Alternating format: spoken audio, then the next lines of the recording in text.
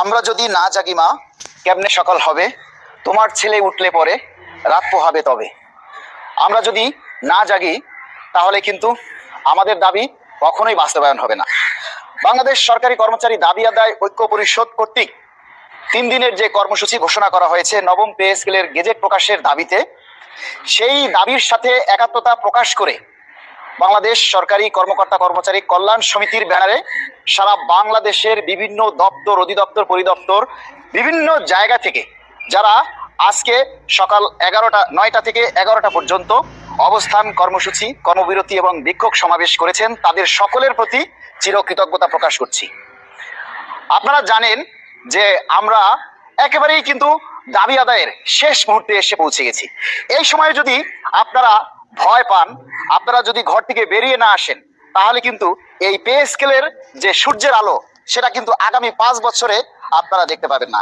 এই শেষ সময়ে এসে এই সুযোগটাকে যদি আপনারা হেলায় ফেলায় কাটিয়ে দেন, তাহলে কিন্তু আড়ালে আবডালে আগামী 5 বছর আপনাদের চোখের পানি মুছতে হবে। এর কিন্তু কোনো বিকল্প নেই।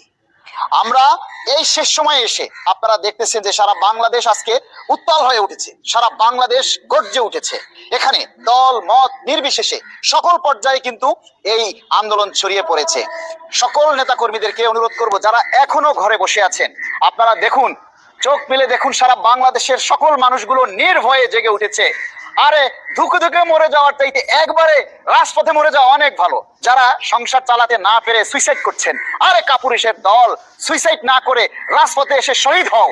পে স্কেলের দাবির জন্য, নিজের অধিকার আদায় করার জন্য রাজপথে এসে শহীদ হও। তখন আমরা সরকারকে বলতে পারবো এই পরিবারের দায়িত্ব সরকারকে নিতে হবে। কেন সুইসাইড করবেন? সুইসাইড, আত্মহনন এগুলি করা যাবে না। সবাই গর্জে উঠুন। আমরা চাই আগামী এই নির্বাচনের আগেই যাতে আমাদের পে স্কেলের গেজেট জারি হয় এবং জানুয়ারি 1, 2026 সাল থেকে আমরা এই পে স্কেলের বাস্তবায়ন চাই। আমরা সরকারকে চাপ দিচ্ছি না, আপনারা ধাপে ধাপে দিন। অন্তত জানুয়ারি 1, 26 থেকে আংশিক বাস্তবায়ন করুন, বাকিটা আপনারা ধীরে ধীরে বাস্তবায়ন করুন, তাতে আমাদের কোনো আপত্তি নেই। কিন্তু আমাদের যে বন্ধ থাকা পে স্কেলের যে চাকাটা ফ্যাসিস্ট সরকার বন্ধ করে দিয়ে গেছে, সেটাকে সচল করে দিন, সেটাকে চালু করে দিন। দেশের 22 লক্ষ কর্মচারী এবং তাদের পরিবার সহ প্রায় 3 কোটি ভোটার সবাই আজকে নির্যাতিত। পরিবার থেকে তারা ভালো স্বাচ্ছন্দ্যে কাপড় চোপড় পরতে পারে না, ছেলে মেয়েদেরকে ভালো স্কুলে লেখাপড়া করাইতে পারা যায় না। আজকে বৃদ্ধ বাবা মা নিজেরা অসুস্থ হলে চিকিৎসা করাতে পারে না। আপনারা আর কতকাল ঘরে বসে থাকবেন?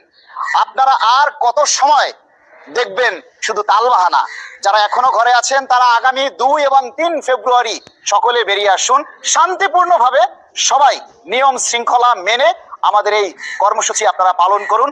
যদি 3 তারিখ পর্যন্ত আমাদের কর্মসূচি এই অবস্থান কর্মবিরতি চলবে, যদি এর মধ্যে গেজেট প্রকাশ না হয়, তাহলে দাবি আদায় ঐক্য পরিষদের ঘোষিত কর্মসূচি অনুযায়ী আগামী 6 ফেব্রুয়ারি কেন্দ্রীয় শহীদ মিনারে সারা বাংলাদেশ থেকে সকল কর্মচারীরা সমবেত হয়ে আমরা সেখান থেকে বুকা মিছিল নিয়ে যমুনা অভিমুখে পদযাত্রা করব। সেখানে গিয়ে আমরা অবস্থান করব। যে যেখান থেকে আসবেন, যে যেখানে পারবেন, আমরা সেখানে বসে পড়বো।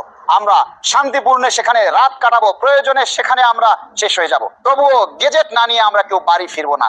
যারা আজকে এখনো ভয়ে আছেন তারা নির্ভয়ে বেরিয়ে আসুন।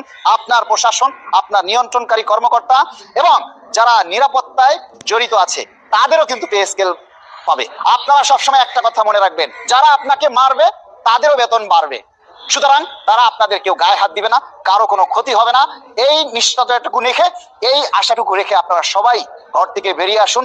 আশা করি আমাদের প্রশাসন আমাদের পক্ষে থাকবে। কেননা আজকে আমরা যে আন্দোলনের জন্য লড়ছি সেটা শুধু আমাদের না, সমগ্র প্রশাসনের, সমগ্র পুলিশ প্রশাসনের, সমগ্র সেনাবাহিনীর, র্যাব, বিজিবি, বিডিআর যারা আছেন সকলের এই দাবি।